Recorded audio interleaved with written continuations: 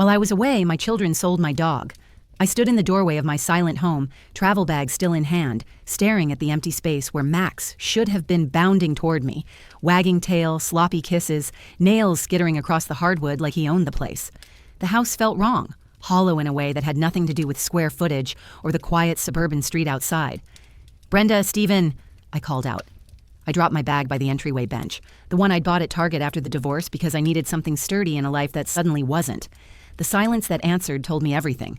My children were hiding, which meant they'd done something they knew would infuriate me. At 55, I developed a finely tuned radar for their misbehavior, even now that they were supposedly adults. I moved deeper into the house, past the framed family photos and the little red and blue welcome mat Brenda insisted looked more modern, and listened for any sign of Max. His collar jingle, his eager whining, anything. There was nothing. I found them in the kitchen, huddled at the table like conspirators under the soft glow of the pendant light. Stephen, my 32-year-old son, was nursing a beer despite it being barely noon, the can sweating on the placemat like it had been there a while. Brenda, 29, still wearing the effortless beauty that had always made things too easy for her, was fidgeting with her phone, refusing to meet my eyes. The smell of stale coffee and yesterday's takeout lingered, and the dog bowls by the pantry looked scrubbed clean, as if wiping away evidence could change reality. "Where's Max?" I asked, though I already knew the answer from the guilty flush creeping up Stephen's neck.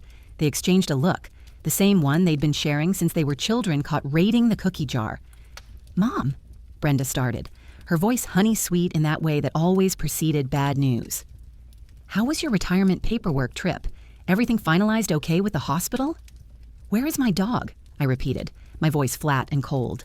Stephen sighed, taking a long pull from his beer before answering. "We needed money fast. An opportunity came up that couldn't wait." The floor seemed to tilt beneath me. "You sold Max, my dog, without asking me." "Technically, he's the family dog," Stephen countered weakly. "The family dog that I rescued, that I pay for, that sleeps in my room every night," I replied, my hands curling into fists at my sides. "And he was the dog who had been my constant companion since your father decided his secretary was more appealing than his 20-year marriage." "Look, it was a good situation," Brenda jumped in, her tone defensive. "This guy, Paul, really wanted a Belgian Malinois, and Max looks exactly like one." "Max is a mixed-breed rescue who happens to resemble a Malinois," I corrected sharply. "I've told you that countless times." "Well, nobody can tell the difference," Stephen shrugged. "Even that dog breeder at the park thought he was purebred."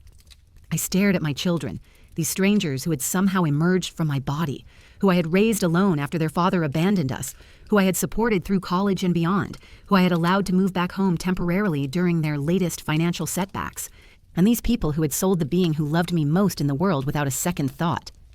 "How much?" I asked quietly. Another exchanged glance. "8,000, Stephen admitted, a note of pride in his voice.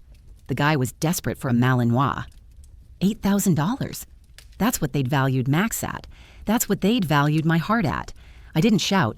I didn't throw things. I simply asked in the calmest voice I could muster, "Who bought him?" "Mom, it's done," Brenda said, reaching for my hand. I pulled away. "Max is gone. Let's move forward." "Who bought my dog?" I repeated, enunciating each word precisely. "Some older guy named Paul Matthews," Stephen finally answered. "Lives in that new development by the lake. Seemed decent enough. Rich. Max will be fine." I turned and walked to my bedroom without another word, closed the door softly behind me, and only then allowed my legs to give way as I sank to the floor. Max's bed sat empty in the corner, his favorite squeaky toy still perched on top where he'd left it when I departed 5 days ago. Outside my window, the neighborhood looked the same.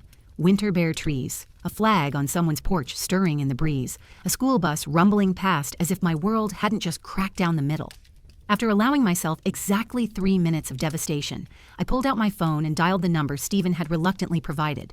My hands trembled slightly, but my voice was steady when a deep voice answered. "Matthews."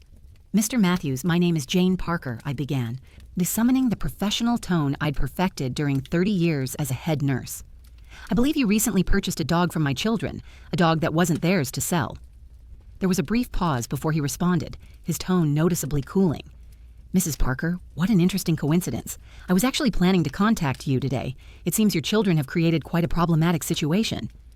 "My children sold my dog without permission," I said, cutting to the chase. "I'd like to arrange to get him back." "Your children did significantly more than that," Matthews replied, an edge entering his voice. They committed fraud by selling a mixed-breed dog under false pretenses, claiming he was a purebred Belgian Malinois with exceptional bloodlines. Unfortunately for them, I'm not just an old, lonely guy looking for company, as they apparently described me. My stomach dropped. Mr. Matthews, I work for an organization that utilizes service dogs for specific operations, he continued. We require Belgian Malinois with certain genetic traits. Your Max is a lovely dog, but he failed every genetic test we conducted this morning. I never claimed he was purebred, I explained quickly. He's a rescue. He just happens to look remarkably like a Malinois. I understand that now, Matthews replied, his tone softening slightly.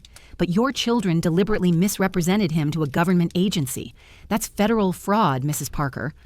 I closed my eyes, the full weight of what my children had done crashing down on me. I'm so sorry. I had no idea. I believe you, he said after a moment. But this puts us all in a difficult position. Your children have committed a serious offense. I took a deep breath. Mr. Matthews, I completely understand your anger. What they did was inexcusable, but perhaps we can find a solution that doesn't involve drastic measures. There was a pause, then something that sounded almost like a suppressed chuckle. Mrs. Parker, would you like your dog back? More than anything, I answered without hesitation. And your children, he continued, have they learned from their previous mistakes in life? I considered the question, thinking of the string of temporary situations, and just until I get back on my feet, arrangements that had defined my relationship with Stephen and Brenda for the past decade. Honestly, no, I admitted. They've always counted on me to fix their problems, and I've always provided a safety net. Then perhaps it's time for a lesson that finally sticks, Matthews suggested, his tone shifting to something almost conspiratorial. I have a proposition for you, Mrs. Parker, one that could return Max to you, teach your children a valuable lesson, and potentially prevent them from spending the next few years in a federal prison. Despite everything, I found myself intrigued. I'm listening. Excellent. I'll be at your house tomorrow at 8 a.m. with Max and some official colleagues, he said. I suggest you don't warn your children of my visit. What exactly are you planning? I asked, a seed of concern forming. Just a bit of educational theater, Matthews replied, and I could hear the smile in his voice. Nothing that will cause permanent damage, just enough to make them think twice before committing fraud again or selling property that doesn't belong to them. Against all logic, I found myself smiling too. Mr. Matthews, this is highly irregular. Please call me Paul, he responded. And yes, it's irregular, but sometimes irregular lessons are the ones that stick best. What do you say, Jane? Partners in a small crime of parental justice. I looked again at Max's empty bed, thinking of the years of unpaid loans, broken promises, and dodged responsibility, of how my children had casually sold the being I loved most in the world to cover yet another round of financial irresponsibility. 8 a.m., I confirmed. Don't be late, Paul. The next morning, I was calmly drinking coffee in the kitchen when the doorbell rang precisely at 8. Stephen, still in his pajamas, grumbled something unintelligible as he shuffled to answer, clearly annoyed at being awakened so early. I waited, counting the seconds before my son's surprised yelp echoed down the hallway. It was showtime. Mom. Stephen's panicked voice carried through the house.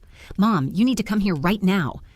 I took my time rising from the kitchen table, smoothing my slacks before walking unhurriedly toward the front door. The scene that greeted me was exactly as I'd imagined during my sleepless night. Stephen stood frozen in the doorway, face ashen. Behind him, I could see Paul Matthews, not the doddering old man my children had described, but a commanding presence in an impeccable suit, silver hair neat, posture straight, the air of someone accustomed to authority. Beside him, tail wagging frantically at the sight of me, was Max, straining against his leash, and flanking them were two stern-faced men in dark suits, official-looking badges glinting on their belts when the morning light hit at just the right angle. Good morning, I said calmly, as if finding federal agents at my door was an everyday occurrence. Mrs. Parker, Paul greeted me with perfect formality, though I caught the glint in his eye. I believe we spoke yesterday about a matter concerning your children. Yes, of course, I nodded. Please come in. Mom, what the hell is going on? Stephen hissed as the group entered our living room. Brenda emerged from upstairs, her usual flawless makeup already in place despite the early hour. She stopped mid-step when she saw our visitors, her eyes widening in alarm. Mr. and Miss Parker, one of the suited men began, his voice clipped and official. Nyan, I'm Agent Wilson, and this is Agent Cooper. We're here investigating a case of fraud against a federal agency. Fraud? Brenda squeaked, her hand flying to her throat. What are you talking about? Paul stepped forward, maintaining his grip on Max's leash despite the dog's eager attempts to reach me. 2 days ago, you sold this dog to me, representing him as a purebred Belgian Malinois, suitable for specialized work. You charged $8,000 for what you claimed was a dog with excellent bloodlines and perfect working temperament. It was just a figure of speech, Stephen stammered. Everyone exaggerates when they're selling stuff. When everyone exaggerates, Mr. Parker, Paul replied coldly. They typically don't do so to a federal program related to national security. Each dog in our program undergoes complete genetic testing before training begins. Your exaggeration resulted in wasted resources, personnel time, and potentially compromised our operational schedule. Oh my God, Brenda murmured, sinking onto the nearest chair. The money is the least of your concerns. Agent Cooper interjected. Fraud against the federal government, especially involving security programs, is a serious offense. We're talking about potential charges carrying sentences of up to 5 years in federal prison. Prison? Stephen's voice cracked like a teenager's. I watched the color drain from my children's faces, fighting to maintain my own neutral expression. Paul and his agents were remarkably convincing, stern and authoritative without being over the top, serious without veering into caricature. You need to understand the gravity of what you've done, Paul continued, his voice dropping to an almost educational tone. Our dogs are essential to operations I can't detail here. The detection work we perform can mean the difference between safety and catastrophe. When you fraudulently introduced an unsuitable animal into our program, you potentially compromised more than you realize. Max, apparently tired of the conversation about his genetic inadequacies, finally managed to slip his collar and immediately bounded toward me with a joyful whine. I quickly set down my coffee mug before being nearly knocked over by 35 pounds of ecstatic dog who tried to lick every inch of my face while whimpering with happiness. His fur smelled like my own laundry detergent, like home. He clearly recognizes his true owner, Agent Wilson observed with a touch of irony. Please, Brenda begged, tears now flowing freely down her cheeks. It was a terrible mistake. We had no idea. Isn't there some way to resolve this? The agents exchanged glances while Paul watched me, still receiving Max's enthusiastic welcome home. Something silent passed between us before Paul cleared his throat. Mrs. Parker? He addressed me as the rightful owner of the animal in question and apparently an innocent party in this fraudulent transaction. Your position may influence how we proceed. Would you care to offer any perspective on this matter? I gently pushed Max aside and stood, casually straightening my clothes. My children looked at me with expressions that mixed fear and desperate hope. The mommy who had always rescued them, the mommy who had always found a way to cushion their falls. I believe my children made a serious error in judgment, I began, my voice steady and measured. They sold property that wasn't theirs to sell under false pretenses for personal gain. This shows not only dishonesty, but a troubling disregard for consequences. Stephen and Brenda exchanged panicked glances. This was not the maternal defense they had expected. However, I continued after a calculated pause, I don't believe federal prison is necessarily the most constructive response. Perhaps we can find a solution that ensures they fully understand the seriousness of their actions, make appropriate restitution, and establish a path toward more responsible behavior in the future. Paul appeared to consider my words, though a careful observer might have noticed a gleam of approval in his eyes. What do you propose, Mrs. Parker? First, naturally, complete repayment of the funds received, I responded promptly. Second, substantial community service, preferably related to animal welfare. Third, and most importantly, I turned to face my children directly, immediate independence, no more living with mother, no more financial bailouts, no more escaping the consequences of their choices. The agents conferred in hushed tones, while Paul observed the Parker siblings with studied intensity. Yes, this could be acceptable, he finally declared, with some additions. Regular monitoring by our department for a probationary period, background checks that may limit certain employment opportunities, and naturally a permanent record of this incident in their files, which, while not a criminal conviction, may appear in deeper background investigations in the future. Stephen and Brenda nodded frantically, clearly willing to agree to anything that didn't involve handcuffs. All of this will be formalized in a legal agreement you'll sign today, Agent Cooper added, removing official-looking documents from his briefcase. Breaking any term of this agreement will result in the reinstatement of the original criminal charges with no possibility of future settlement. For nearly an hour, The agents methodically reviewed each clause of the agreement, detailing the various laws Brenda and Stephen had violated, the potential damage they could have caused, and the serious legal repercussions they would face if they breached the terms. Max, oblivious to the human drama, had settled contentedly at my feet, occasionally sighing happily as he received absent-minded pets. When the documents were finally signed and the agents prepared to leave, Paul addressed the Parker siblings one last time. "You got very lucky today," he stated gravely. "Your mother showed more faith in your potential for rehabilitation than your actions warranted. I suggest you don't waste this opportunity." As I walked the group to the door, Max trotting faithfully at my side, Paul paused briefly on the threshold. "Yeah, Max is truly a remarkable dog," he commented, a genuine smile softening his severe features for the first time that morning. "Mixed breed or not, he has a character many pedigreed dogs would envy." "Thank you for bringing him back," I replied, lowering my voice so my shell-shocked children couldn't overhear, "and for the educational production." "It was my pleasure," Paul responded with a twinkle in his eye. "Your children learned a valuable lesson today, and well, let's say it was a refreshing change from my normal routine. Perhaps we could discuss the outcome of this educational exercise in a more relaxed setting. Dinner, perhaps?" An unexpected warmth crept up my neck. "That would be nice." "Excellent," he smiled, handing me a business card. "My personal number is on the back. Oh, and if your children ever question the seriousness of what happened today, they won't," I assured him, with a knowing smile. "Fear has done its work. The rest is up to me."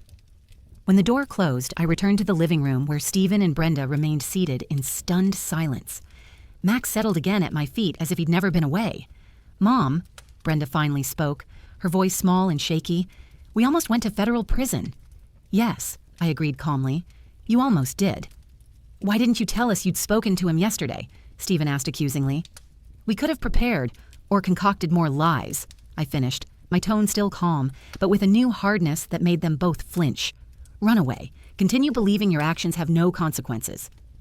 Stephen opened his mouth to argue, but Brenda placed a hand on his arm, silencing him. "You're right," she admitted, suddenly looking much younger and more vulnerable without her usual mask of bored sophistication. "What we did was terrible to you and to Max. And now we have permanent records with some government agency." Stephen groaned, running his hands over his face. "My career is ruined before it even started." I observed my children for a long moment, seeing them clearly for the first time in years. Not as the kids I'd protected after the divorce, but as adults who had become specialists in avoiding responsibility. "The agreement you signed," I finally said, "gives you 1 month to vacate this house. I suggest you start looking for your own place immediately." "But Mom," Stephen began to protest. "No," I interrupted, my voice surprisingly firm. "This is non-negotiable. I love you both more than I can express, but this chapter ends now.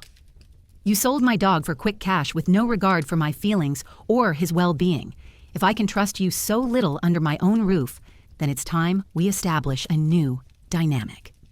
To my surprise, there were no further arguments, just silent nods as the reality of their new situation began to sink in.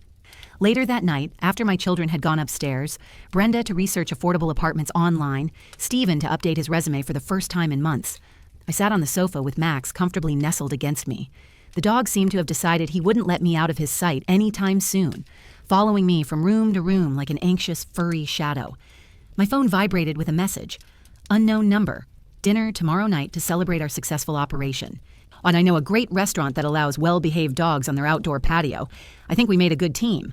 Besides, Max clearly misses you, though it was a pleasure caring for him for a day. Paul." I smiled, an unexpected warmth spreading in my chest as I stroked Max's soft ears. The last time I'd been on a date was more than 3 years ago, a disaster arranged by Brenda with a friend's cool uncle who had spent the entire evening talking about his ex-wife. I looked down at Max, who returned my gaze with that expression of unconditional canine adoration. "What do you think, boy?" I asked, scratching his favorite spot behind the ears.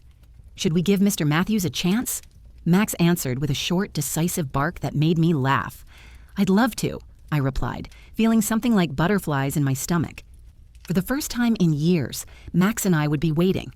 Looking at my faithful companion, now safely back where he belonged, I reflected on the strange paths life sometimes took. My children had made a terrible mistake, but perhaps, just maybe, it would end up being a turning point for all of us. And who could say? Perhaps the man who had helped teach my children such a necessary lesson might bring a new dimension to my newly emancipated life. After all, any man who understood the value of a rescued dog, purebred or not, already had points in his favor. Max sighed contentedly, closing his eyes as he rested his head on my lap. Tomorrow would bring new challenges, but for now, all was right in our world again. I woke the next morning to Max's warm weight pressed against my side, and his rhythmic breathing was a comforting reminder that he was truly home. For a moment, I simply lay there, absorbing the reality that I'd reclaimed not just my dog, but something more essential, my self-respect. The house was quiet. Stephen typically slept until noon, and Brenda was likely avoiding me, still processing the shock of yesterday's confrontation. I slipped out of bed, Max immediately alert and following as I headed for the kitchen. "Good morning," Brenda's voice startled me. She sat at the kitchen table, already dressed and nursing a cup of coffee. Dark circles under her eyes suggested she hadn't slept much. "You're up early," I observed, moving to the coffee maker. "Couldn't sleep," she admitted. "Mom, we need to talk about what happened yesterday." I poured my coffee and sat across from her. Max settled between us, and his head resting on my foot as if afraid I might disappear again. "I'm listening." Brenda stared into her mug for a long moment. "I'm sorry," she finally said, her voice small. "What we did was unforgivable." "Yes, it was," I agreed, not rushing to ease her discomfort. "Are you really kicking us out?" she asked, eyes lifting to meet mine. "After everything you've done for us?" "I'm not kicking you out," I corrected. "I'm establishing boundaries that should have been in place years ago. You're 29, Brenda. Stephen is 32. Living with your mother should be a temporary emergency measure, not a lifestyle." "But we're family," she protested weakly. "Yes, we are," I said, and my voice softened just enough to keep this from turning into another fight. "And that's why this has to change." I leaned forward, all holding her gaze. "I've enabled you both for too long. After your father left, I was so afraid of failing you that I overcompensated. I've been your safety net, your ATM, and your maid for years. It ends now." Tears filled her eyes. "I don't know if I can make it on my own. I've never tried," I finished for her. "That's the problem, Brenda. You're smarter and more capable than you give yourself credit for. But as long as I continue catching you every time you stumble, you'll never discover what you're truly capable of." She wiped at her eyes, leaving streaks of mascara across her cheeks. "What about Stephen? He's worse off than I am." "Stephen will figure it out, too," I said firmly. "So he has a degree in computer science that he's never properly used because it's always been easier to borrow money from me than pursue a challenging career." The sound of shuffling footsteps announced my son's arrival. He paused in the doorway, eyes narrowing suspiciously at our serious expressions. "What's going on?"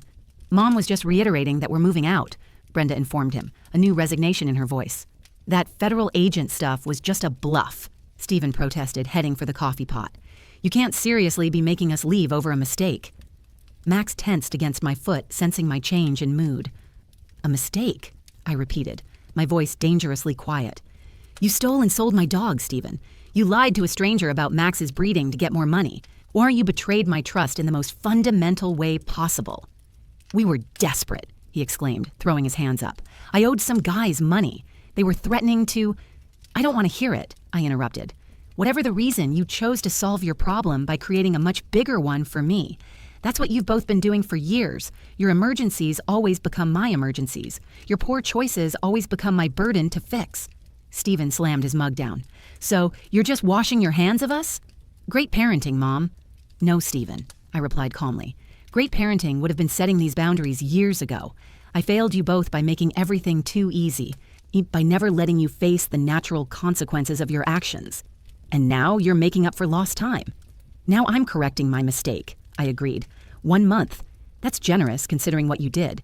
You'll find new places to live, new jobs if necessary, and new ways to manage your finances that don't involve using me as a safety net." "And if we can't," he challenged.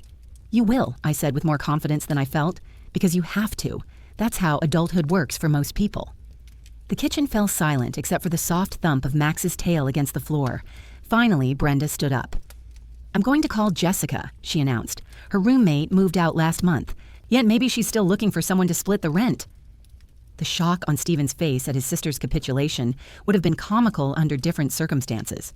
"You're actually going along with this?" he asked incredulously. Brenda shrugged. "What choice do we have? We screwed up, Stephen. Big time. And honestly, maybe Mom's right. Maybe it's time we figured out how to stand on our own feet." As she left the kitchen, Stephen glared at me, his expression a mixture of betrayal and fear. This isn't fair. Neither was selling Max, I replied simply. Actions have consequences, Stephen. It's time you learned that. After he stormed out, I finished my coffee in the sudden quiet of the kitchen, Max's head now in my lap as I absently stroked his ears. The confrontation had gone better than expected with Brenda. What worse with Stephen, but the boundary was set. Now I just had to stick to it. My phone chimed with a text message confirming dinner tonight. The Riverside Grill at 7. They have an excellent patio where Max will be welcome. Paul. I smiled despite the emotional weight of the morning. We'll be there, I typed back. Looking forward to it, Jane. I spent the rest of the day giving Max extra attention, making up for our separation with long walks and his favorite treats. The dog seemed determined not to let me out of his sight, following so closely that I nearly tripped over him several times. At 6:30, I stood before my closet, suddenly paralyzed by indecision. What does one wear to dinner with a man who helped orchestrate a fake federal investigation to teach your adult children a lesson? And it had been so long since I'd been on a proper date that I felt like a teenager again. Filled with nervous anticipation, I finally settled on a simple blue dress I hadn't worn in years, surprised to find it still fit perfectly. Casual but elegant, appropriate for an outdoor restaurant without looking like I was trying too hard. What do you think?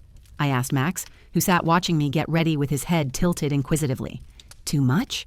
He gave a soft woof that I chose to interpret as approval. As I applied lipstick, another long-forgotten ritual, I caught my reflection in the mirror and paused. The woman staring back looked different somehow, more confident, more defined, as if the boundary setting of the past 24 hours had sharpened my edges, bringing me back into focus after years of allowing myself to become a blurry background character in my own life. A soft knock at my bedroom door interrupted my thoughts. "Come in," I called, expecting Stephen with another round of complaints. Instead, Brenda peeked in, her expression uncertain. "Wow, Mom," she said. "You look really pretty." "Thank you," I replied, surprised by the compliment. She stepped into the room, fidgeting with the sleeve of her sweater. "You're going out with him, aren't you?" "The government guy." "Paul," I corrected. "And yes, we're having dinner." "Is it—" She hesitated. "Is it a date?" I considered the question. "I think so." "That's good," she said softly. "You haven't dated anyone since Dad left. It's about time." I turned to face her fully, trying to read the emotions behind her words. "Brenda, are you okay with this? With everything that's happening?" She sighed, sinking onto the edge of my bed. "I'm not okay exactly, but I think I understand. And maybe it's what we all need." "It is," I assured her, reaching out to squeeze her hand. "You and Stephen have so much potential. You just need to stop hiding from it." "I called Jessica," she said. "She said I'm going to look at the room tomorrow. It's small, but I can afford it if I pick up more hours at the boutique." Pride swelled in my chest. "That's a good start." "What about Stephen?" she asked, worry creasing her brow. "He's not handling this well." "Stephen will adjust," I said, hoping I sounded more confident than I felt. "He has to, and so do I. We've all been stuck in this unhealthy pattern for too long." Brenda nodded, then stood and surprised me with a quick hug. "Have fun tonight," she said, "and tell Max not to wait up." After she left, I checked my appearance one final time, grabbed Max's leash, and headed for the door. Stephen was nowhere to be seen, but I could hear muffled phone conversations from his room. Whether he was searching for housing options or complaining to friends about his unreasonable mother remained to be seen. As Max and I drove toward the restaurant, I felt a strange mixture of guilt, determination, and something that felt suspiciously like excitement. For the first time in longer than I could remember, I was putting myself first, not just in going on this date, but in reclaiming my home, my boundaries, and my life. Max sat in the passenger seat, his head occasionally turning to confirm I was still there, and I reached over to scratch behind his ears. "It's a new chapter for all of us, boy," I told him. "Let's see where it leads." I arrived at the Riverside Grill precisely at 7, a punctuality habit ingrained from decades of hospital shifts. Max sat obediently at my side as we waited by the entrance, his tail sweeping the ground each time the door opened in anticipation of meeting our dinner companion. The restaurant overlooked the river that divided our town, its spacious stone patio dotted with heat lamps to ward off the early spring chill. A few other patrons had brought their dogs, which reassured me that Max would be welcome. "Jane." I turned at the sound of my name and found Paul Matthews approaching from the parking lot. Without his stern federal agent persona, he looked different. More approachable in dark jeans and a navy blazer, though no less distinguished. "You look lovely," he said, his eyes crinkling at the corners when he smiled. The compliment felt rusty on my ears after so many years of being invisible. "Thank you," I replied, suddenly aware of how long it had been since I'd been on a proper date. Max and I were just admiring the view. At the sound of his name, Max perked up, tail wagging furiously as he recognized his temporary caretaker. To my surprise, he greeted Paul with almost as much enthusiasm as he'd shown me. "He seems to have forgiven me for my part in your little family drama," Paul chuckled, kneeling to scratch behind Max's ears. Exactly the right spot, I noticed. "You two bonded during his brief stay." "We did," Paul confirmed, straightening up. "He's an exceptional dog. You've trained him beautifully." The hostess guided us to a corner table on the patio with a commanding view of the river. Max settled contentedly under the table, his head resting on my foot in what had become his new habit since returning home. "I must admit," Paul said once we were seated, "yesterday's performance was one of the more unusual uses of my professional background." "And what exactly is that background?" I asked, realizing I knew almost nothing about this man beyond his theatrical federal agent impression. 22 years with the FBI, he replied, watching my expression carefully. "I retired last year and now consult for a private security firm that does work with service dogs. So, while I've never actually arrested anyone for K-9-related fraud, I wasn't entirely acting yesterday." I nearly choked on my water. "You really were a federal agent?" "Special agent," he confirmed with a slight smile. "Counterintelligence division. Those colleagues of mine weren't agents, though, just friends from the security firm who enjoyed playing their roles a bit too enthusiastically." "So you could have actually arrested my children," I said slowly, processing this new information. Paul's expression grew more serious. Technically, what they did could qualify as fraud, but it would have been a minor case that likely wouldn't have resulted in charges. The possibility of 5 years in prison was an embellishment for educational purposes. "Thank God," I murmured, though part of me felt Stephen and Brenda deserved the fear they'd experienced. "Or I'm still wrapping my head around you being an actual FBI agent." "Former agent," he corrected. "Though old habits die hard, as you saw yesterday. Once you've spent 2 decades reading people, building cases, and conducting interviews, you tend to approach every situation a certain way. Including dinner with a woman you barely know," I said. His eyes met mine, warm with amusement. "Especially then. Occupational hazard, I'm afraid. I've probably already noticed 15 things about you that most people would miss." "Such as?" I challenged, oddly intrigued rather than unsettled. "You're left-handed, but use your right hand for certain tasks," he observed. "You've worked in medicine, nursing specifically, evidenced by the way you scanned the restaurant for sanitation issues when we sat down, and the slight callous pattern on your hands from frequent washing. You've been divorced for, I'd guess, around 10 years, and you haven't been on a date in quite some time." I stared at him, caught between impressed and unnerved. That's remarkably accurate, though it's been 12 years since the divorce. "I was close," he shrugged. "Your turn." "My turn to what?" "To tell me what you've observed about me," he said. "Everyone notices things. Most people just don't consciously process them." I studied him carefully, accepting the challenge. "You've been divorced, too. No wedding ring, but the tan line is still faintly visible. You have a dog of your own based on the hair pattern on your jeans that doesn't match Max's coloring.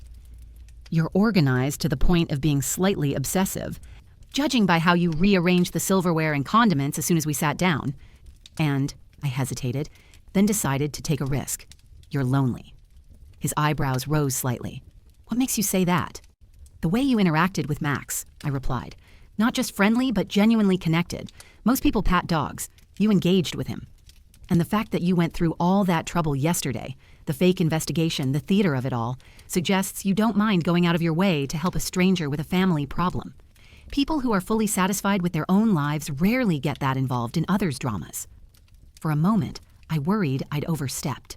Then he laughed, a genuine, unguarded sound. "Touché, Jane. Maybe you missed your calling as an investigator."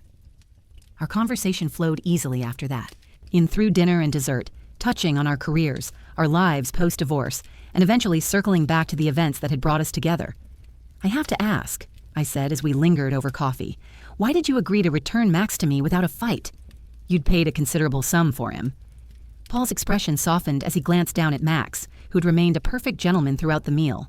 "Several reasons. First, it was clear from your call that you genuinely loved him, while your children were just using him as a convenient ATM. Second, the security firm really does use Malinois for certain operations, and Max, wonderful as he is, wasn't suitable for that work. And third, I prompted, sensing there was more. A slight smile played at the corners of his mouth. Third, I was intrigued by a woman who, instead of yelling or threatening when her children sold her dog, calmly called the buyer and proposed a rational solution that showed a level of composure I've rarely encountered. Trust me, I did my yelling after we hung up, I admitted, into a pillow so they wouldn't hear. Still, he said, leaning forward slightly, you controlled your reaction when it mattered. That's rare, Jane. Most people let emotions dictate their actions, especially in crisis. Years of emergency room nursing, I explained. You learn to compartmentalize or you don't survive the job. As the evening wound down, Paul insisted on walking Max and me to my car. The night had grown chilly, and I shivered slightly in my light dress. Here, he said, slipping off his blazer and draping it over my shoulders before I could protest. And the gesture was so old-fashioned, so courteous that it momentarily left me speechless. Thank you, I managed finally, for the jacket, and for dinner, and for yesterday. My pleasure, he replied, his voice lower in the darkness. Though I hope our future interactions won't require elaborate sting operations. Future interactions, I echoed, my heart doing a ridiculous little flutter. I'd very much like to see you again, Jane, he said simply, without a federal investigation as pretext, without Max as intermediary, though he's welcome to join us. We'd reached my car, and I turned to face him, still wrapped in his blazer. Max sat patiently beside us, looking from one human to the other, as if following a tennis match. I'd like that too, I admitted. For a moment, we stood in comfortable silence, and the night air filled with the sound of the river and distant restaurant conversations. Then Paul leaned forward slowly, giving me plenty of time to step back if I wanted to. I didn't. His kiss was gentle, questioning rather than demanding. When we separated, I was grateful for the dim parking lot lighting that hid the blush I could feel warming my cheeks. I should get home, I said reluctantly. I have a feeling tomorrow will bring another round of negotiations with Stephen. Of course, Paul nodded. May I call you tomorrow? I'd be disappointed if you didn't, I replied, surprised by my own boldness. As Max and I drove home, I found myself smiling at nothing in particular. 12 years since my divorce, and I'd finally had a date that didn't feel like an obligation or a disaster. A date that ended with a kiss that made me feel like something other than just a mother, a nurse, a responsible adult. The house was dark when we arrived, though a faint blue light from beneath Stephen's door suggested he was still awake, likely gaming or watching videos. Max trotted through the familiar rooms, doing his nightly patrol before settling on his bed in my room with a contented sigh. I hung Paul's blazer carefully on my closet door, making a mental note to return it on our next meeting. The thought of seeing him again sent another little flutter through my chest, a sensation so long forgotten that it took me a moment to recognize it as simple happiness. As I prepared for bed, I checked my phone to find a text from Paul. Thank you for a wonderful evening. Max was the perfect chaperone. Yeah, looking forward to seeing you again soon, I typed back. The pleasure was mine. Max gives you his approval, which is high praise indeed. His reply came swiftly. I'm honored. Sleep well, Jane. 3 simple words, yet they warmed me as I slipped under the covers. Max jumped up to settle beside me, a privilege I rarely allowed, but felt he'd earned after his ordeal. What do you think, boy? I whispered, scratching his favorite spot. Are we really doing this? Dating at my age? Max's only response was to press closer against my side, his steady breathing eventually lulling me towards sleep. Whatever tomorrow brought with my children, at least today had given me something I hadn't expected. A reminder that my life still held possibilities beyond being a safety net for Stephen and Brenda. Where for the first time in longer than I could remember, I fell asleep thinking about my own future, not just theirs. The next morning brought reality crashing back in the form of Stephen's voice, loud and agitated coming from the kitchen. I dressed quickly, wondering what new crisis had emerged.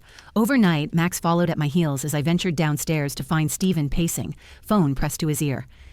I don't care what the policy says, he was saying, his free hand gesticulating wildly. I've been a customer for 3 years. You can't just... He broke off, listening, then cursed. Fine, whatever. He slammed the phone down on the counter and turned to find me watching from the doorway. Problems? I asked mildly. Credit card company froze my account, he muttered, running a hand through his disheveled hair. He said I missed too many minimum payments. That tends to happen, I agreed, moving past him to start the coffee. What will you do? What do you think? He countered, his tone accusatory. I need to borrow some money to get them off my back until... No, I interrupted calmly. The single word hung between us, simple and non-negotiable. Stephen stared at me as if I'd suddenly started speaking a foreign language. What do you mean? No, he sputtered. Mom, this is serious. They're talking about sending it to collections. I understand it's serious, I replied, measuring coffee grounds with deliberate precision. But my answer is still no. You're 32, Stephen. Figure it out. His face flushed with anger. So this is how it's going to be now. I make one mistake. Selling my dog wasn't one mistake, I corrected him, to keeping my voice level despite the anger flaring in my chest. It was the final straw after years of mistakes that I've covered for you. And now you're experiencing what happens when there's no safety net. This is about that Matthews guy, isn't it? Stephen's voice turned bitter. You have one date and suddenly you're a different person. I turned to face him fully. This has nothing to do with Paul. This is about me finally setting the boundaries I should have established years ago. Your financial problems are exactly that. Yours. Unbelievable, he muttered. My own mother? Yes, your mother, I agreed. Not your bank, not your personal assistant, not your maid. He stormed out without another word, stomping up the stairs like the teenager he still resembled in so many ways. I sighed, pouring my coffee and settling at the kitchen table. Max rested his head on my knee sympathetically. My phone buzzed with a text from Paul. Good morning. Hope I'm not texting too early. Wondering if you and Max might join me for a walk by the lake this afternoon. Despite the confrontation with Stephen, I found myself smiling as I typed back. Not too early at all. A walk sounds perfect. 2 p.m. His response came quickly. 2 p.m. it is. Looking forward to it. A throat cleared in the doorway, and I looked up to find Brenda watching me, an expression somewhere between amusement and concern on her face. You're smiling at your phone, she observed, moving to pour herself coffee. Must be the government, man. Paul, I corrected automatically. And yes, we're going for a walk this afternoon. Brenda sat across from me, studying my face with uncharacteristic intensity. You really like him, don't you? It's just a walk, Brenda. Mm-hmm. She hummed disbelievingly. That's why you're glowing like a teenager with her first crush. I felt my cheeks warm. Don't be ridiculous. I'm not judging, she assured me, reaching over to pat Max's head. It's nice to see you interested in something besides work and, well, us. The admission surprised me. I didn't realize you'd noticed. Of course I noticed, she replied, looking slightly offended. I'm self-absorbed, Mom, not blind. You've been on autopilot for years. Everything about you, your job, your schedule, your entire life, has revolved around supporting Stephen and me. That's what mothers do, I said, though the justification sounded hollow even to my own ears. To an extent, Brenda agreed. But there's a difference between supporting your children and subjugating your entire existence to them, especially when the children are supposedly adults. I stared at her, momentarily speechless. When had my daughter developed this level of self-awareness? Anyway, she continued, taking a sip of coffee, I'm going to look at Jessica's place today, and I talked to my manager about increasing my hours at the boutique. She said if I can commit to a regular schedule, she might consider an assistant manager position. Brenda, that's wonderful, I said, genuinely pleased. I didn't know you were interested in retail management. She shrugged, but I caught the flicker of pride in her eyes. It's not what I pictured doing with my marketing degree, but it's a start. And I actually enjoy it when I'm not treating it as just a way to fund my social life. Have you told your brother about these plans? Her expression clouded. I tried, but he's in full victim mode. Says we should be sticking together against your unreasonable demands. She made air quotes around the last two words. I think he expected me to join his rebellion. And you're not going to? No, she said simply. This is long overdue, Mom, for all of us, including Stephen, even if he can't see it yet. I reached across the table and squeezed her hand, unexpected emotion tightening my throat. When did you get so wise? I've always been wise, she replied with a flash of her old confidence. I just chose to ignore my wisdom when it was more convenient to let you solve all my problems. After she left the kitchen, then I sat finishing my coffee, Max still leaning against my leg as if afraid I might disappear again. The conversation with Brenda left me feeling both hopeful and uncertain, pleased by her apparent maturity, yet worried about Stephen's continued resistance. By the time I left to meet Paul, Stephen still hadn't emerged from his room, though I could hear him on the phone again, his tone alternating between charm and desperation as he presumably worked his way through his list of friends who might bail him out. I left a note telling him I'd be back later, though I doubted he'd care where I was going or who I was with. The lakeside park was crowded with weekend visitors enjoying the spring sunshine. I spotted Paul immediately, standing near the water's edge, hands in his pockets as he gazed across the lake. He turned as Max and I approached, his face lighting with a smile that made my pulse quicken embarrassingly. You found me, he said, bending to greet Max before straightening to meet my eyes. FBI training at work, I joked. Suspect located approximately 50 yards from the designated meeting point, displaying conspicuous behavioral patterns. He laughed, the sound warm in the afternoon air. Clearly I need to work on my evasion techniques. We began walking along the lakeside path, Max trotting happily between us, occasionally stopping to investigate interesting scents or receive admiring pats from passing children. "How are things at home?" Paul asked after a while. "Any fallout from our little operation?" I sighed, filling him in on Brenda's apparent transformation and Stephen's continued resistance. "I'm worried about him," I admitted. "Honey's never had to truly stand on his own before. I'm not sure he knows how." "He'll learn," Paul assured me. "Sometimes the only way to swim is to find yourself in deep water." "I just hope he doesn't drown first," I murmured. Paul stopped, turning to face me fully. "You're doing the right thing, Jane. For all of you. It's not easy, but it's necessary." "I know," I said, surprising myself with the certainty in my voice. "It's just, they've been my whole world for so long, especially after the divorce. I poured everything into being there for them, into making sure they never felt the abandonment their father inflicted. And in the process," Paul observed gently, "you abandoned yourself." The words hit with unexpected force, laying bare a truth I'd never fully acknowledged. I had abandoned myself, my needs, my desires, on my identity, separate from motherhood. "Yes," I whispered, throat tight. "I suppose I did." Paul reached out, taking my hand in his. "Maybe it's time to find yourself again." Max chose that moment to bark excitedly at a passing squirrel, lunging forward and nearly pulling me off balance. Paul steadied me, his hand warm against my back, and we both laughed at the dog's single-minded focus on the retreating rodent. "Sorry about that," I apologized as Max calmed down. "He has strong opinions about squirrels." "A dog of discerning tastes," Paul nodded seriously, though his eyes twinkled with amusement. "Shall we continue? There's a nice cafe around the bend that serves excellent lemonade and allows dogs on their terrace." As we walked on, his hand found mine again, our fingers intertwining with comfortable familiarity. Whereas I couldn't remember the last time I'd held hands with someone, and the simple contact felt both foreign and essential, like rediscovering a forgotten pleasure. At the cafe, we claimed a table overlooking the water, Max settling contentedly at our feet. Paul insisted on paying for our drinks despite my protests. "You can get the next one," he said, and the casual implication that there would be many more outings warmed me more than the spring sunshine. "Tell me something you've always wanted to do but haven't," he said after our lemonades arrived. I considered the question, realizing how rarely I thought about my own desires anymore. "Travel," I finally answered. "I've never been out of the country. Always planned to go to Italy someday, but then life happened. Kids, career, divorce." "Italy is beautiful," Paul nodded. "Well, I spent 6 months in Rome on assignment early in my career. The food alone is worth the trip." "You've traveled a lot?" I asked, genuinely curious about his life before I knew him. "Nature of the job," he confirmed, though mostly to places the average tourist would avoid. "But after retirement, I took myself on a proper vacation. No badge, no gun, no responsibilities beyond deciding which wine to have with dinner." "That sounds wonderful," I said, trying to imagine a life where my biggest concern was wine selection. "It was," he agreed, "and it could be for you too. Italy is still there, waiting for you to discover it." The suggestion lingered between us, tantalizing in its possibilities. What was stopping me now? My children were adults. I had retirement savings. And for the first time in decades, no one depended on me for their daily survival.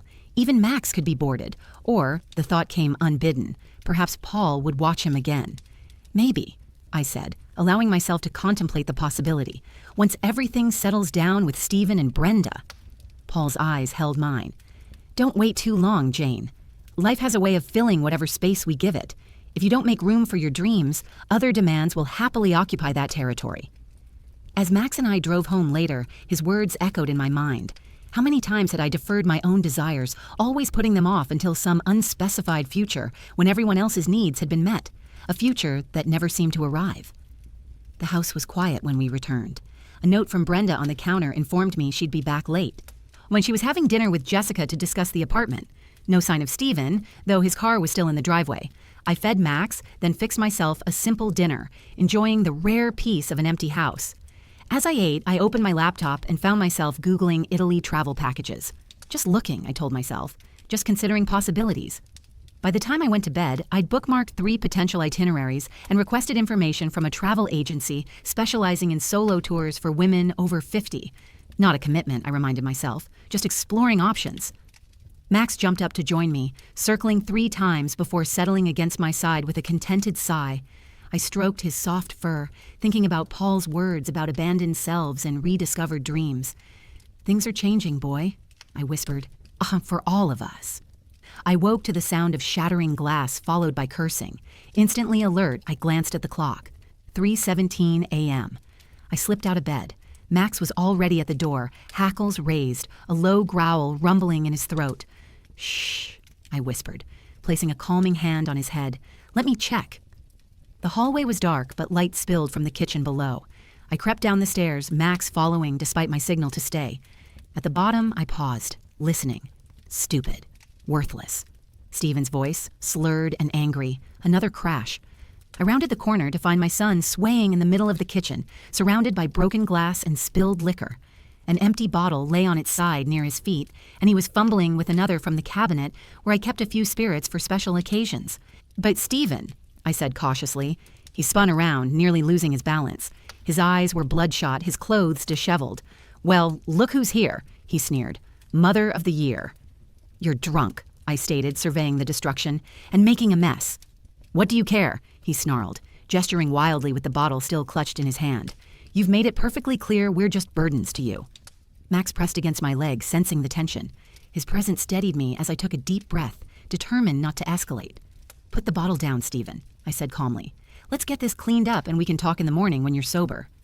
"Always so reasonable," he mocked, taking a swig directly from the bottle.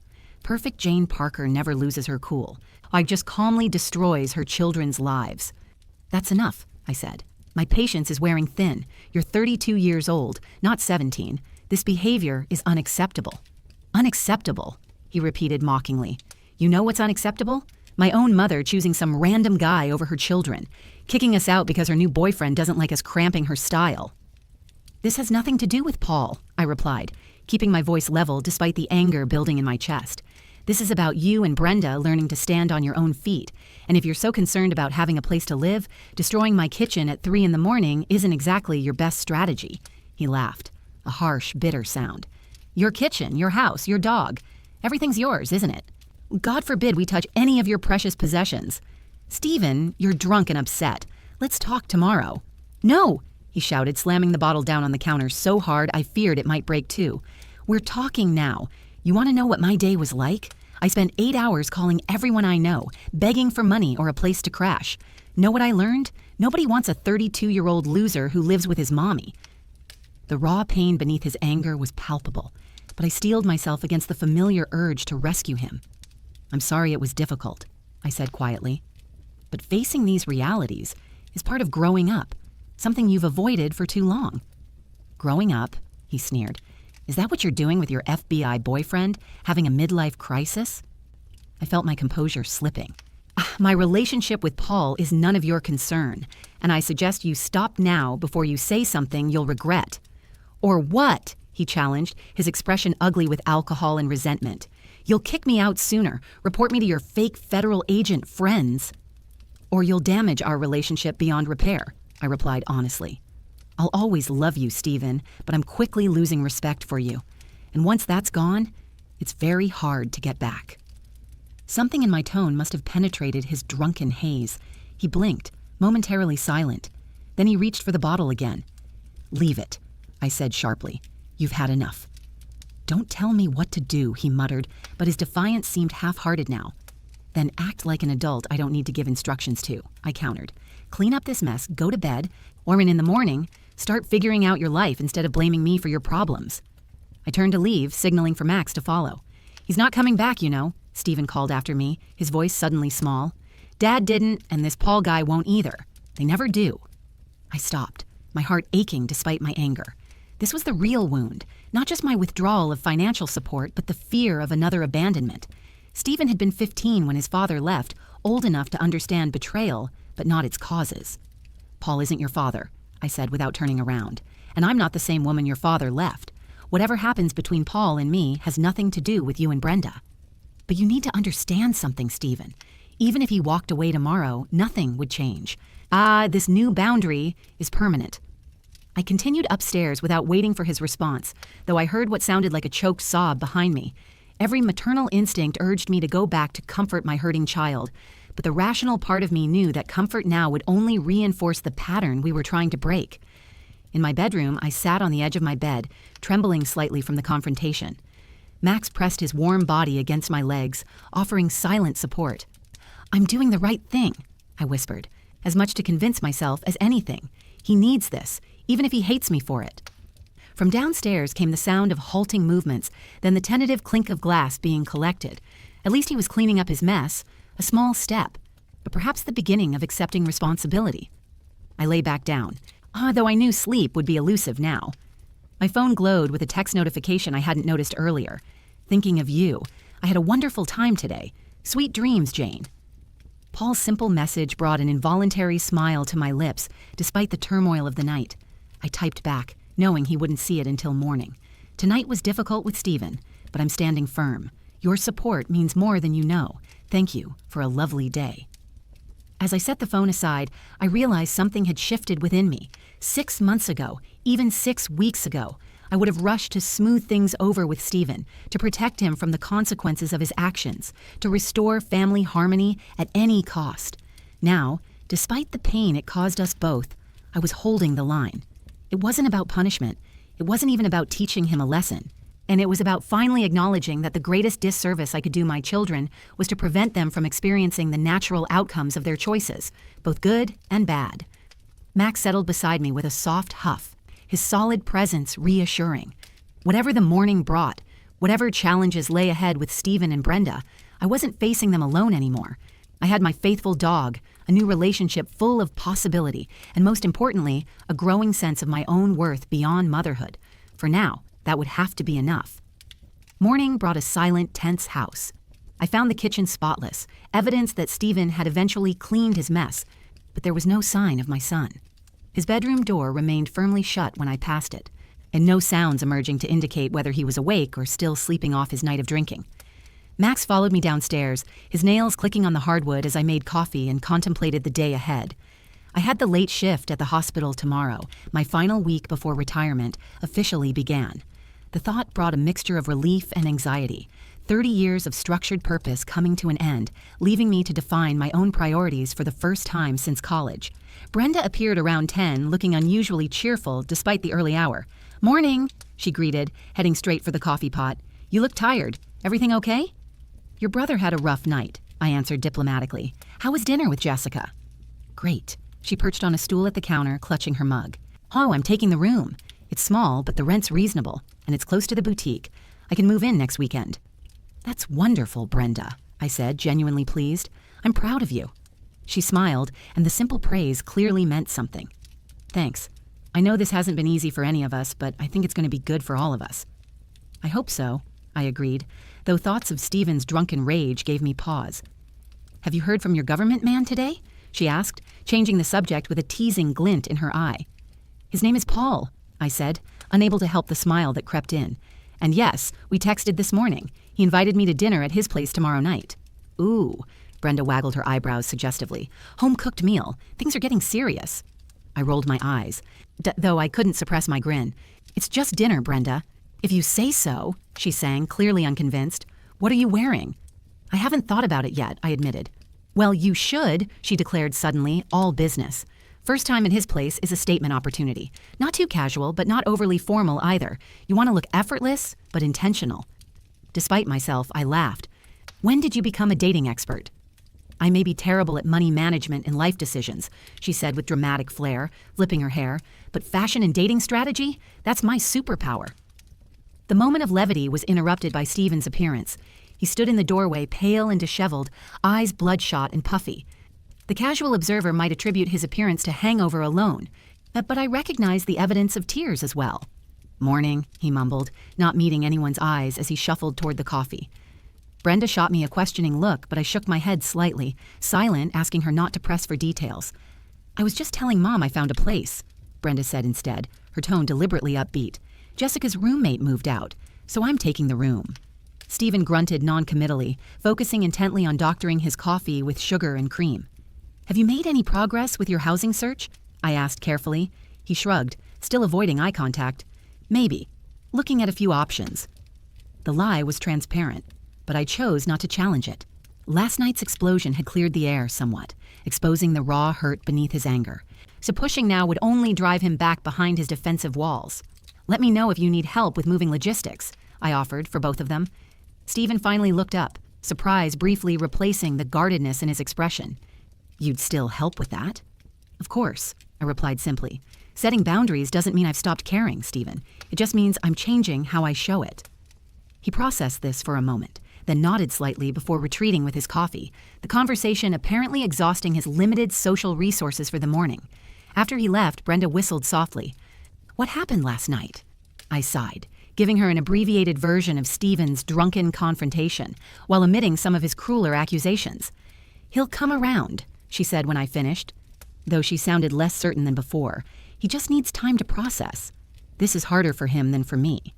Why do you think that is? I asked, genuinely curious about her perspective. She considered the question seriously. Stephen was always Dad's favorite. When Dad left, it hit him differently, like double rejection. I think he transferred all that need for approval to you, and now he feels like you're abandoning him, too. She shrugged. Plus, he's a guy.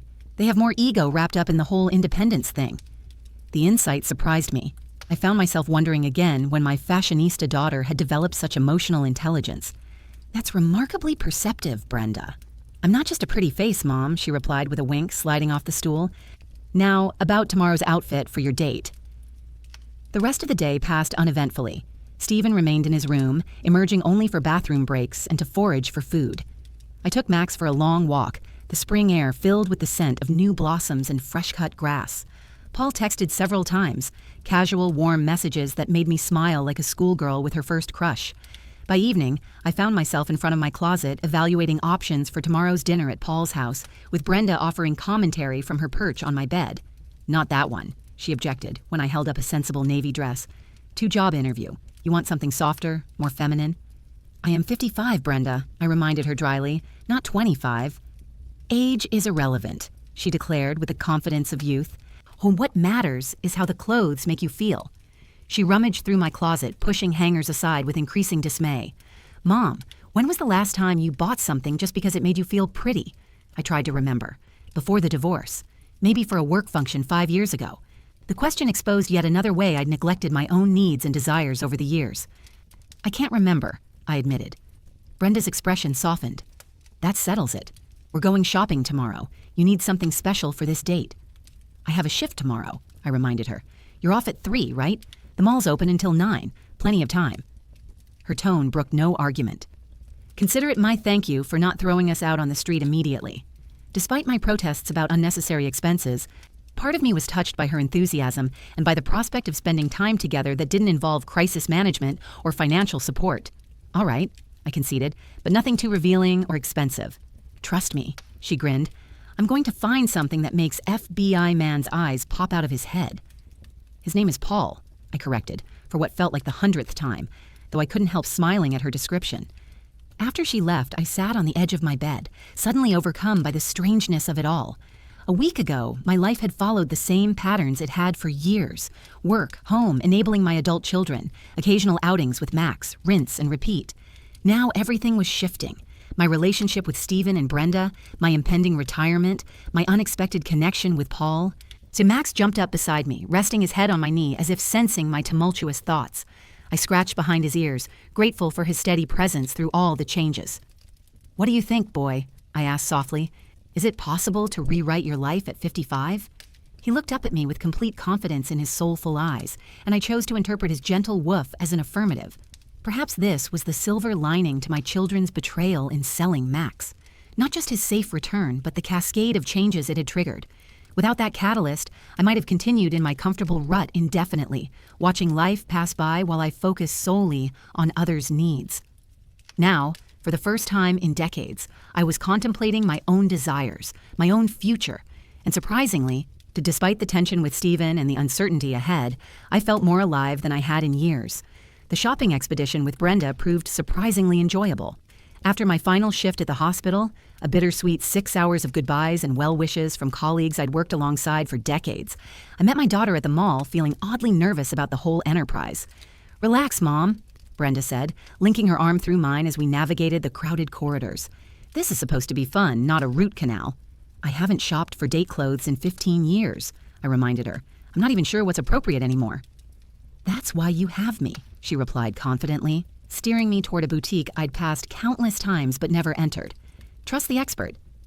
For the next 2 hours, and I tried on more outfits than I had in the previous 5 years combined, Brenda was a surprisingly thoughtful stylist, selecting pieces that flattered my figure without pushing me too far beyond my comfort zone.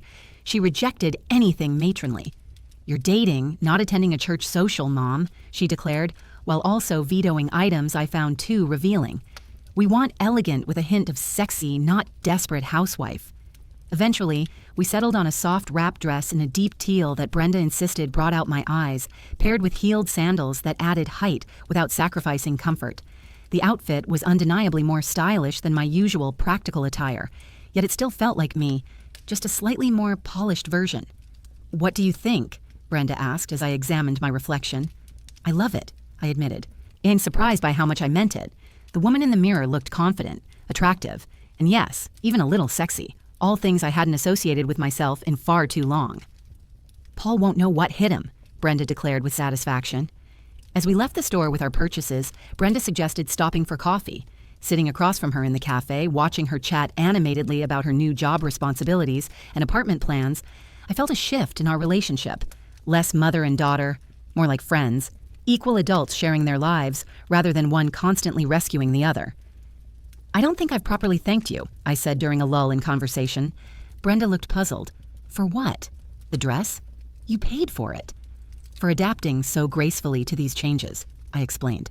"Or for understanding why they're necessary instead of fighting me like your brother." She stirred her latte thoughtfully. "I was angry at first," she admitted.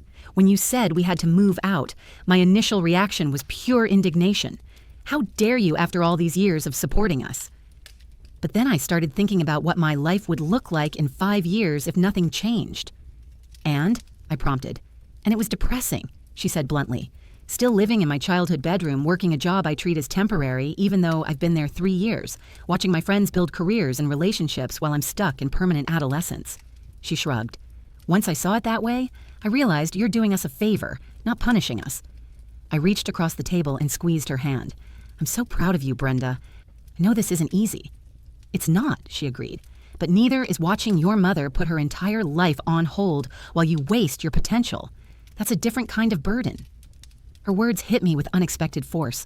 I'd always viewed my sacrifices as necessary, even noble, the essence of good mothering. It had never occurred to me that my children might feel guilt or responsibility for how completely I'd subsumed my identity into caring for them. "Well," I said, trying to lighten the suddenly emotional moment, "you don't need to worry about that anymore. As you can see, I'm officially rejoining the land of the living." "Good," she replied firmly. "You deserve it, Mom. You've given us everything. It's your turn now." By the time we arrived home, laden with shopping bags and takeout for dinner, I felt closer to my daughter than I had in years. Stephen's car was gone from the driveway, a small relief given my nervousness about the evening ahead. "He's probably at Ryan's," Brenda surmised when I mentioned his absence. "They've been gaming buddies forever. Ryan has a spare room in his apartment. That might be Stephen's best option if he can swallow his pride enough to ask."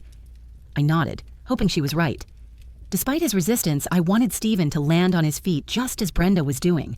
The point wasn't to punish him, but to launch him into the independent adulthood he'd been avoiding. Later, as I prepared for my date, with perhaps more care than I'd taken with my appearance in a decade, I found myself humming, an unconscious expression of happiness that caught me by surprise. Max watched from his spot on the bed, a head tilted in curious observation. "What do you think?" I asked, turning to give him the full effect of the new dress and the subtle makeup Brenda had insisted on applying. Max's tail thumped enthusiastically against the comforter. "I'll take that as approval," I laughed, bending to ruffle his ears. "Now remember, you're staying with Brenda tonight. Be a good boy for her." After one final check in the mirror, I headed downstairs where Brenda waited to give her assessment. "Wow, Mom," she said, eyes widening appreciatively. "You look amazing." "Not too much?" I asked, suddenly self-conscious. "Perfect," she assured me. "Sophisticated but approachable." The dress was definitely the right choice. The drive to Paul's house gave me time to battle my nerves, and it had been so long since I'd been on a proper date, let alone one at a man's home. What if I'd misread his interest? What if the conversation faltered without the buffer of a public setting? Paul lived in a neat craftsman-style house in one of the older neighborhoods near downtown. As I pulled into his driveway, I took a deep breath, reminding myself that I was a grown woman, not a teenager on her first date. He opened the door before I could knock, greeting me with a warm smile that immediately calmed my nerves. "Jane," he said, his eyes taking in my appearance with undisguised appreciation. "You look beautiful." "Thank you," I replied. "Something smells wonderful." "I promised a home-cooked meal," he said, ushering me inside. "I hope you like Italian." The interior of his home reflected its owner, tasteful, well-organized, all with subtle touches of warmth that softened the bachelor aesthetic. Books lined the walls of the living room, interspersed with framed photographs and what appeared to be artifacts from his travels. A large German shepherd rose from his bed by the fireplace, approaching to inspect me with dignified curiosity. "This is Rex," Paul introduced. "Rex, this is Jane, Max's person." I offered my hand for the dog to sniff, smiling when he gave it a gentle lick of approval. "It's nice to meet you, Rex. Max sends his regards." "He's usually more reserved with visitors," Paul observed as Rex settled contentedly beside me when I sat on the sofa. "You must have the touch." "Dogs can sense dog people," I replied, scratching behind Rex's ears the way I knew most canines appreciated. "He's beautiful and knows it." Paul chuckled. "Or can I get you a glass of wine? Dinner's almost ready." The evening unfolded with the same easy comfort we'd established on our previous outings. Paul was an excellent cook. The pasta dish he'd prepared rivaled anything I'd had in restaurants. The conversation flowed naturally, covering everything from books we'd enjoyed to his FBI career to my nursing experiences. "So tomorrow's officially your first day of retirement," he noted as we lingered over tiramisu. "How does it feel?" "Surreal," I admitted. 30 years of structure suddenly gone. I'm not entirely sure what comes next. "That's the beauty of it," he said, refilling our wine glasses. "You get to decide. No more schedule dictated by hospital shifts or your children's needs. Just pure possibility." "It's both liberating and terrifying," I confessed. "I've defined myself as a nurse and a mother for so long. Without those roles, who am I?" Paul's expression grew thoughtful. "That's the most exciting question of all, isn't it? Who is Jane Parker when she's simply herself?" His question lingered in the air between us, profound in its simplicity.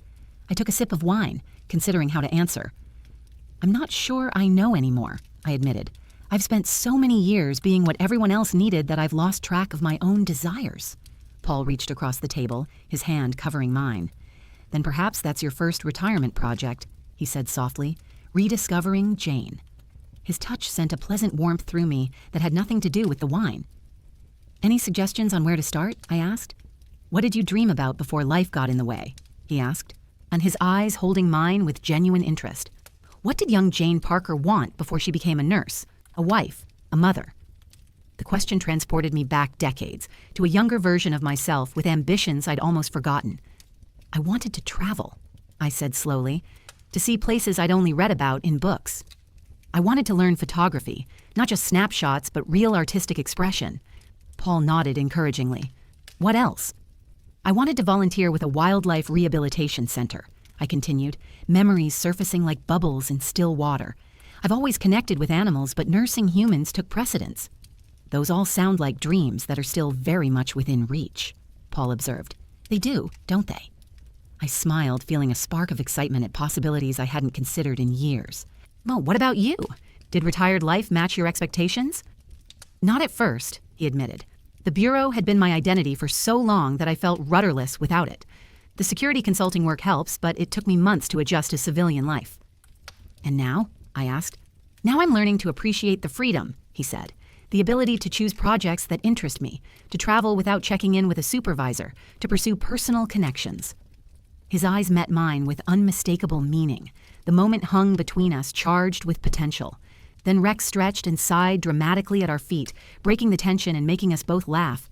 "He has opinions about the pacing of this relationship," Paul chuckled, standing to clear our dessert plates. "Come on, I want to show you something." He led me through the house to a back door that opened onto a small but immaculately maintained garden.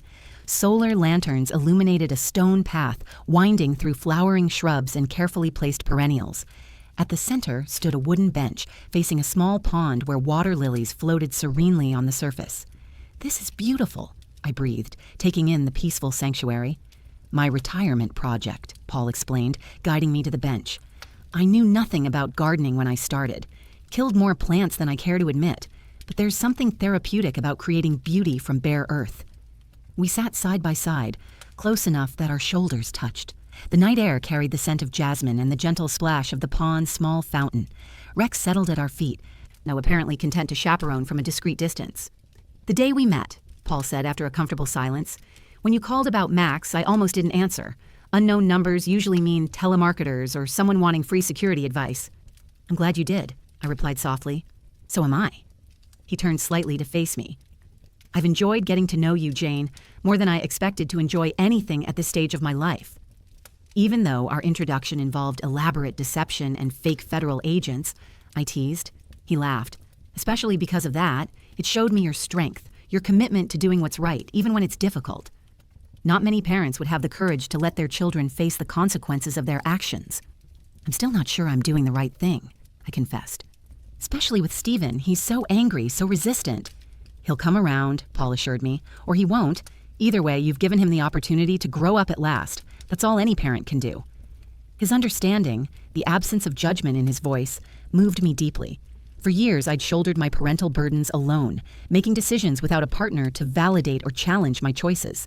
Having someone who saw the complexity of my situation without immediately offering simplistic solutions felt like a gift I hadn't known I needed. "Thank you," I said simply, "for understanding, for not thinking less of me because my children are complicated." "We're all complicated," he replied, his hand finding mine in the dim garden light. "It's what makes life interesting." In that moment, with night-blooming flowers scenting the air and Paul's hand warm against mine, I felt a peace I hadn't experienced in years. Not the exhausted resignation I'd mistaken for contentment, but genuine tranquility. The sense that whatever challenges lay ahead, I wasn't facing them alone anymore. When Paul leaned toward me, his intention clear in his eyes, I met him halfway. His kiss was gentle but confident, a perfect balance of respect and desire. Unlike our first kiss in the restaurant parking lot, this one lingered, deepening as I responded with an enthusiasm that surprised even me. When we finally separated, both slightly breathless, Paul brushed a strand of hair from my face with tender precision. "I've been wanting to do that properly since our walk by the lake," he admitted. "I've been wanting you to," I confessed, when feeling a girlish blush warm my cheeks despite my age. His smile in response made my heart flutter in a way I'd thought long past. "Would it be too forward to tell you I'm hoping this is just the beginning?" he asked. "Not too forward at all," I assured him, leaning in for another kiss that answered his question more eloquently than words could. Rex eventually decided we'd had enough private time, inserting himself between us with a determined nudge that made us both laugh. "Jealous?" Paul asked his dog, scratching behind the shepherd's ears. "He's just reminding us that we have plenty of time," I suggested, though part of me, a part I'd neglected for far too long, wished we could continue where we'd left off. As if reading my thoughts, Paul squeezed my hand. "He's right, of course. We have time. No need to rush." The patience in his voice, the implicit promise of future evenings together, warmed me more than any hasty passion could have. This wasn't a fleeting connection, but the careful foundation of something that could last, something worth building slowly. When I finally checked my watch, I was shocked to discover it was nearly midnight. "I should go," I said reluctantly. I promised Brenda I wouldn't be too late. Paul walked me to my car, his arm around my waist in a gesture that felt both protective and respectful. At the driver's door, he kissed me once more, briefly but with enough intensity to leave me slightly dazed. "I had a wonderful evening," he said, opening my door. "So did I replied, surprised by how inadequate the words seemed to express the significance of what had transpired between us. Whereas I drove home through the quiet streets, I felt like a different woman than the one who had left the house hours earlier. Brenda had been right about the dress, but the transformation went deeper than appearance. Something had awakened in me tonight. Not just desire, though that was certainly part of it, but a sense of my own worth beyond the roles I played for others. For the first time in longer than I could remember, I was excited about what tomorrow might bring. Not just the next date with Paul, but all the tomorrows stretching before me. Days I could fill with my own choices, my own rediscovered dreams. Arriving home, I found the house dark except for a single lamp in the living room, A note from Brenda on the counter informed me that Max had been a perfect gentleman and was now asleep in my room. Stephen's car was in the driveway, but his room was dark and silent, either already asleep or pretending to be to avoid conversation. I moved quietly through the house, not wanting to disturb either of my children. In my bedroom, Max lifted his head from my pillow, tail thumping in sleepy welcome. I changed and completed my nighttime routine, then slipped into bed beside him, my mind still replaying moments from the evening. "I think I'm in trouble, boy," I whispered, stroking his soft fur. "The good kind of trouble." Max sighed contentedly and settled against me, seemingly unconcerned about the complexities of human relationships. As always, his uncomplicated affection grounded me, a reminder that love in its purest form was simple. It was people who made it complicated. And tomorrow would bring new challenges, Stephen's continued resistance, Brenda's impending move, the vast open territory of retirement. But tonight, I allowed myself to simply savor the memory of Paul's kisses, the promise in his eyes, and the glimpse I'd caught of a future brighter than I dared to imagine in years. For the first time in years, I fell asleep looking forward to my own life, not just to facilitating others. I woke to the sound of movement downstairs, drawers opening and closing, muffled voices, the occasional thump of something heavy being set down. For a moment, I was disoriented. Memories of last night's kisses in Paul's garden mingled with the present reality of activity in my own home. Max was already alert, his head cocked toward my bedroom door as he listened. I checked the clock. 7:30 a.m. Unusually early for either of my children to be so active. "Let's investigate," I murmured to Max, pulling on a robe before heading downstairs.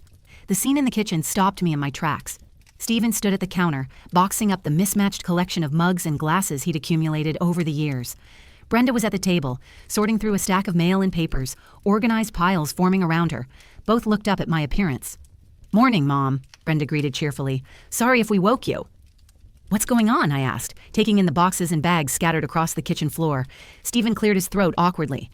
"Packing. I found a place. Ryan's letting me take his spare room until I can get something on my own." The announcement, delivered with uncharacteristic humility, momentarily left me speechless. After days of resistance and anger, this sudden capitulation seemed almost suspicious. "That's great," I managed finally. "When did you decide this?" He shrugged, focusing intently on wrapping a Star Wars mug in newspaper. "Last night, I did some thinking and realized you were right. It's time." Brenda caught my eye, giving me a subtle nod that suggested she knew more about this transformation than she was saying. I made a mental note to question her later. "Well, I'm glad," I said carefully, not wanting to say anything that might disrupt this fragile progress. "Do you need help?" "No, we've got it," Stephen replied, still not quite meeting my gaze. "Most of my stuff is still in boxes from when I moved back in anyway." I poured myself coffee from the pot they'd already brewed, watching my children work together with an efficiency that surprised me. Whatever had prompted Stephen's change of heart, it had apparently included a truce with his sister. "How was your date?" Brenda asked with calculated casualness, though the gleam in her eyes suggested genuine curiosity. "Lovely," I answered, unable to suppress a smile. "Paul's an excellent cook." "And?" she prompted, clearly expecting more details. "And that's all you need to know," I replied primly, though my blush likely gave me away. Stephen made a sound somewhere between a groan and a laugh. "Please, no details. I'm dealing with enough without thinking about my mother's love life." There was no malice in his tone. If anything, he sounded almost amused, but I approached the subject cautiously nonetheless. "Are you really okay with this, Stephen? With me seeing Paul?" He paused his packing, finally looking directly at me. "It's weird," he admitted. "But I guess it's also weird that I expected you to just exist for us without having a life of your own." He shrugged.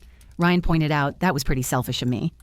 "Ryan sounds wise," I observed, filing away this friend's name as a positive influence. "He's a pain in the ass," Stephen muttered, though with obvious affection. "But yeah, he called me out on a lot of my last night, said I was acting like a spoiled teenager instead of a grown man." "And you listened?" I couldn't hide my surprise. Stephen's expression grew serious. "When the drunk guy you've been crashing with tells you you're being immature, it's kind of a wake-up call." Brenda snorted. "That. And he told Stephen either to man up or find somewhere else to sleep." "Thanks for that, sis." Stephen shot her an irritated look before turning back to me. "Look, Mom, I'm sorry about the other night. I was drunk and angry and said a lot of things I shouldn't have. You're right that it's time for me to stand on my own feet. It's just scary." The admission, so contrary to Stephen's usual bravado, touched me deeply. "It is scary," I agreed. "Change always is. But you're capable of so much more than you've allowed yourself to be these past few years." He nodded, a determined look replacing his usual cynicism. Yeah, well, time to find out, I guess. By noon, both Stephen and Brenda had packed their essentials, enough to move out, though they'd need to return for the rest of their belongings. We loaded Stephen's car first, on the three of us working together in a harmony that felt both familiar and entirely new. As he prepared to leave for Ryan's apartment, I found myself unexpectedly emotional. Call me when you're settled in, I said, trying to keep my voice steady. Stephen hesitated, then stepped forward to hug me. A real hug, not the perfunctory embrace he'd offered on holidays and birthdays in recent years. Thanks, Mom, he said quietly, for not giving up on me, even when I was being an ass. I hugged him back tightly, blinking away tears. Never. No matter what happens, I'm always your mother. He pulled away, clearly uncomfortable with the emotional moment, but making an effort nonetheless. I know I haven't shown it, but I appreciate everything you've done for us, and I'm going to make you proud eventually. You already do, I assured him. This right here, taking responsibility, facing your fears, this makes me proud. After he drove away, Brenda helped me carry her boxes to my car. We'd arranged to move her things to Jessica's apartment that afternoon, officially emptying my nest for the first time in years. What changed with Stephen? I asked as we loaded the trunk. Last I saw, he was dead set against moving out. Brenda grinned. I may have called Ryan last night while you were on your date, filled him in on the situation and suggested he might have more influence than we did at this point. Sneaky, I observed, admiringly. Strategic, she corrected. I learned from the best. Besides, Stephen respects Ryan's opinion, and Ryan's been trying to get him to grow up for years. As we drove toward Jessica's apartment, or Brenda chattered about her decorating plans for her new room, I found myself reflecting on the whirlwind of change these past 2 weeks had brought. From the shock of discovering Max had been sold, to the confrontations with my children, to the unexpected romance blooming with Paul. My life had transformed more in 14 days than in the previous 14 years. You're awfully quiet, Mom, Brenda observed as we neared her new home, a hint of uncertainty in her voice. Having second thoughts about the empty nest? Not at all, I assured her truthfully, just marveling at how quickly everything has changed. For the better, though, right? She asked. Absolutely for the better, I confirmed. For all of us, I think. After helping Brenda settle into her new space, a cozy room and a well-maintained apartment that she and Jessica were already excitedly planning to redecorate, I returned home to a house that felt both strangely empty and wonderfully peaceful. Max greeted me at the door, his entire body wiggling with delight at my return. Well, boy, I said, kneeling to receive his enthusiastic welcome, it's just you and me now. How does that feel? His tail wagged furiously in what I chose to interpret as approval. I wandered through the house, noting how different it felt without the constant presence of my adult children. Not lonely, as I might have feared, but open, full of possibility rather than obligation. My phone chimed with a text from Paul. Thinking of you today. Dinner again tomorrow night. This time, let me take you out properly. I smiled, typing back. I'd love that, though your garden was pretty perfect. His response came quickly. The garden will be waiting whenever you're ready to visit again. So will I. The promise in those simple words sent a pleasant shiver through me. At 55, I was experiencing the butterflies, an anticipation I thought belonged exclusively to youth. It was both terrifying and exhilarating to feel so alive again, so attuned to my own desires. After years of numbness, Max followed me to the back porch where I sat watching the afternoon sunlight filter through the trees in my small yard. On impulse, I pulled out my phone and searched beginner photography classes near me. Several options appeared, including a weekend workshop at the community college starting the following month. When, without allowing myself time for second thoughts, I registered and paid the fee. Then, feeling bold, I searched Italy tours for solo travelers. The results were intimidating in their abundance, but I bookmarked several that looked promising for further research later. Small steps toward reclaiming dreams I'd set aside decades ago. Small steps toward becoming the Jane Parker I might have been if life had taken different turns. As the sun began to set, casting long shadows across my yard, I felt a profound sense of peace settle over me. The path ahead wasn't entirely clear, but for the first time in years, I was excited to discover where it might lead, not just for my children, but for myself. You know, Max, I said quietly, if Stephen and Brenda hadn't sold you, none of this might have happened. Max tilted his head, on his expressive eyes fixed on mine with canine devotion. In a strange way, I continued, their betrayal gave us all a fresh start. Me, them, even you, with your weekly playdates with Rex that Paul's already planning. Max's tail thumped against the porch boards at the mention of his new canine friend. I suppose sometimes the worst moments can lead to the best changes, I mused, scratching behind his ears the way he loved. If you can find the courage to face them head on instead of hiding from the pain, the wisdom of that thought settled around me like a comfortable blanket. Through all the upheaval of the past 2 weeks, I discovered strengths I'd forgotten I possessed, connections I hadn't known I was missing, and a future brighter than any I dared to imagine in years. As Max and I sat watching the sunset together, I silently thanked my children for their misguided decision to sell my dog. In trying to solve their problems through deception, they had inadvertently given all of us the push we needed to create better, more authentic lives. Sometimes betrayal was actually the beginning of something beautiful.